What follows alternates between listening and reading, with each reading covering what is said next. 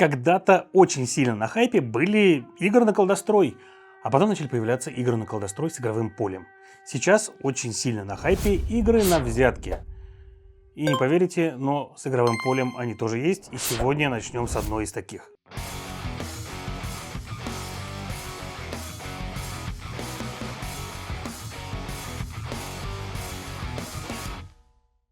Итак, всем привет, с вами Юра, вы смотрите Geekmedia, на столе у меня сегодня Дюраку. Это игра, в которой есть механика на взятки, но все-таки игрой на взятки я бы ее не назвал, потому что это больше тактическая игра на Area Majority, то есть на преимущество в отдельных территориях и получение победных очков. Да, вы будете здесь разыгрывать карты для того, чтобы побеждать во взятках, но фактически это даст вам небольшое количество победных очков по сравнению с тем, сколько вы сможете сделать их на игровом поле. Каждый из вас будет даймё и будет стараться получить преимущество в определенных территориях, расставляя своих самураев, сражаясь с другими даймё и их самураями, и перемещаясь по зонам для того, чтобы ваше превосходство в каждой из них было максимальным. Но даже если оно будет не максимальным, то получить хотя бы очки за третье место бывает тоже очень выгодно, и на этом можно выиграть игру. Давайте потихонечку разбираться, как играть в Дюраку.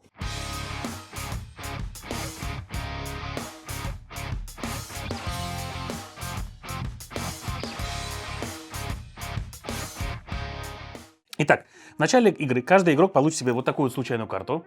На ней изображен его даймё и поставит своего даймё в ту циферку. То есть у нас есть 7 регионов, один без циферки.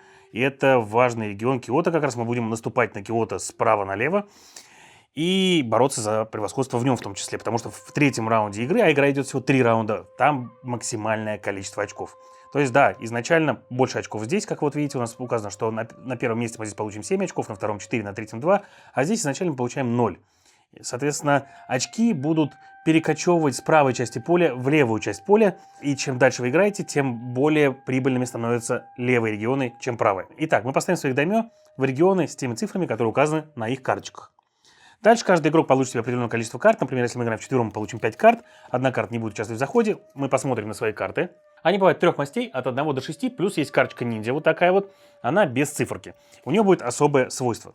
2 из этих карт мы выбираем и отдаем оппоненту справа от себя, для того, чтобы получить карты от оппонента слева от себя. И в данном случае я бы хотел отдать карты вот такую и вот такую. Объясню почему. Потому что есть карточка ниндзя, и она бьет шестерку. Я буду знать, что у этого игрока есть шестерка синяя, и если он зайдет ей когда-то, я смогу, соответственно, побить его своим ниндзей. Отдам ему 2 карты, получу 2 карты от оппонента справа от себя.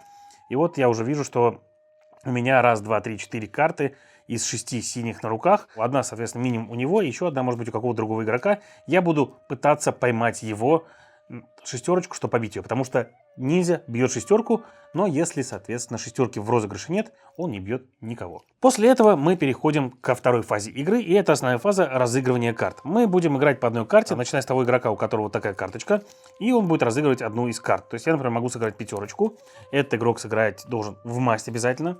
То есть он выберет, и, например, зная, что у него есть и красный ниндзя, и шестерочка, он точно выиграет эту взятку, он кладет ее шестерочкой сюда. А вот этот игрок смотрит, у него красных карт нет, поэтому он имеет право пойти в любую карту. И да, эта игра, механика триктейка в ней построена на том, что вы должны следовать за мастью. Но есть небольшое отличие от многих других игр на взятки. Если вы играете не в масть, а вы можете сделать это только тогда, когда у вас нет карты в масть, вы можете играть любую карту. При этом важно то, что выиграет карта неважно какой масти. Всегда выиграет самая старшая карта, а при этом если несколько карт одинакового номинала, то есть, например, там 3 шестерки, то выиграет последний из разыгранных шестерок. И этот игрок прекрасно видит, что это отличный вариант разыграть его ниндзю, не ловить желтую шестерочку, и он играет ее сюда. Этот игрок понимает, что выигрывает уже ниндзя, и особо упираться не стоит, тем более, соответственно, у него есть красная карта, он обязан сыграть ее. Важный момент в том, что я немножко пролистал некоторые события. Когда я играю карту, я получаю с нее возможность разыграть некоторые действия. А действия бывают нескольких типов. Первый тип действия – это взять и разместить до 3 своих самураев в тот регион, который цифру вы разыграли. То есть в данном случае я мог бы разместить своих 3 самураев сюда. Также сделал бы каждый другой игрок. Например, разместил шестерочку, а вот игрок с ниндзя берет 3 своих ниндзей и размещает их в любые регионы, которые хочет, причем их можно раскидать. То есть он поставил, например, одного сюда и одного, например, вот сюда, чтобы здесь получить уже хоть какое-то присутствие. Этот игрок должен был разместить своих 3 самураев в этот регион. И в первом раунде по факту вы не сможете выполнять другие действия, но начиная со второго раунда вот эта цифра будет означать то, сколько очков действий вы получаете. А за очки действий вы можете перемещать свои фигурки по полю, а также уничтожать чужие фигурки, но уничтожать их можно только там, где стоит ваш даймё. При этом перемещение даймё стоит 2 очка, а перемещение самураев стоит 1 очко. То есть, например, если бы во втором раунде я разыграл пятерку, я могу пойти вот сюда и уничтожить 3, потому что перемещение даймё 2, и уничтожение каждого чужого самурая там, где не стоит даймё, еще по 1. И я бы выпилил бы этого игрока нафиг с игрового поля и получил бы здесь явное преимущество. При этом, соответственно, разыгрывание разных карт дает вам немножко разные возможности. Если разыграли низим, вы можете поставить куда хотите, и фактически это единственный способ сразу прийти вот в эту провинцию, в Киото. Но в начале игры это может быть не так важно, потому что в первом раунде дают здесь всего лишь 0 очков. После того, как все разыграли свои карты, выставили свои фигурки или подвигали их, мы смотрим, кто победил во взятке. В данном случае у нас победил желтый игрок, потому что он сыграл ниндзю, а в розыгрыше есть шестерка. Он получает себе эту карту. Это специальная карта Кадоки, которая говорит о том, что мы получаем победные очки, считая их в регионе, в котором у нас есть даймё выигравшего игрока.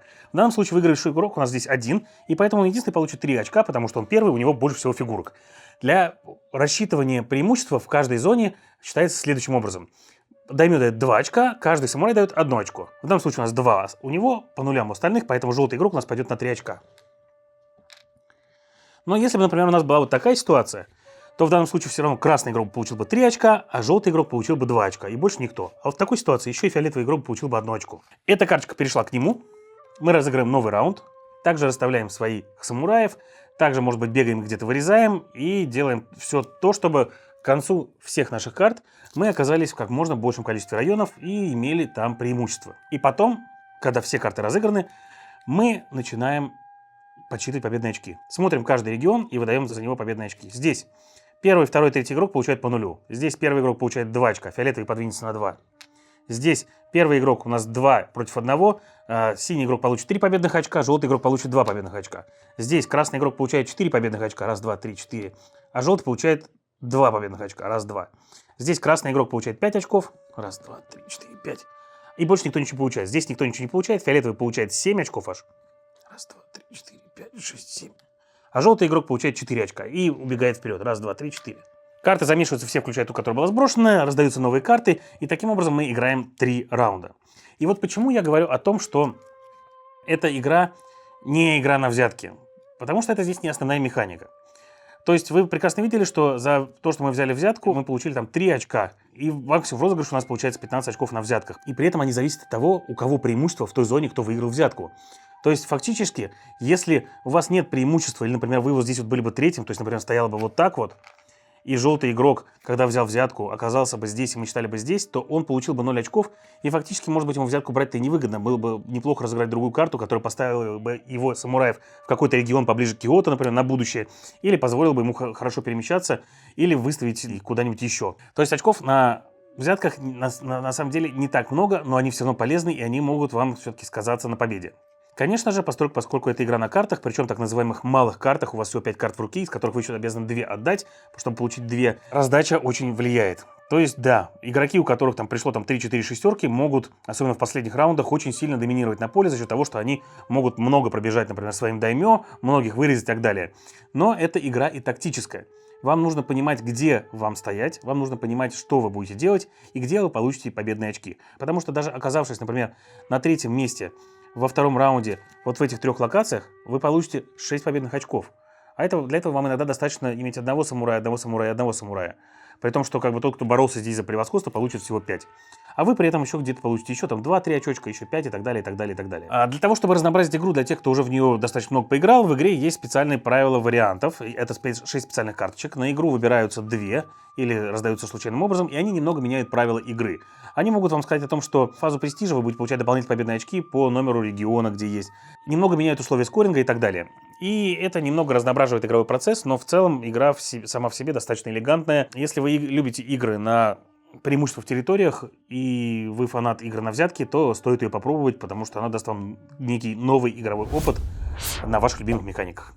И это все на сегодня. С вами был Юра, вы смотрели Geeks Media. Всем пока!